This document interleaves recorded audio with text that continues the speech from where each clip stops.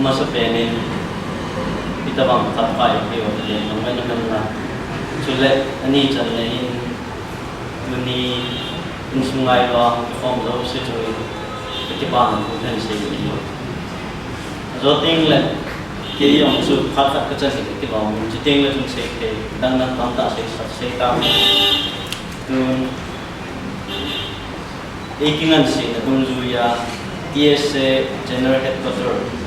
TTC General Headquarter Thadou na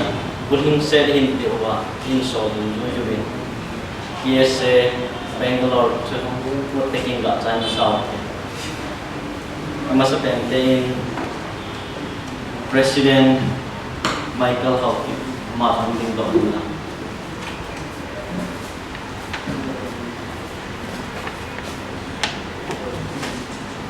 ani chan na in sopi ngamlen tang Hawke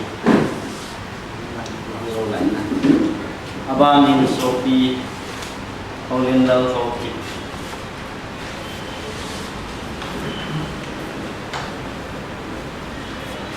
abanin sopi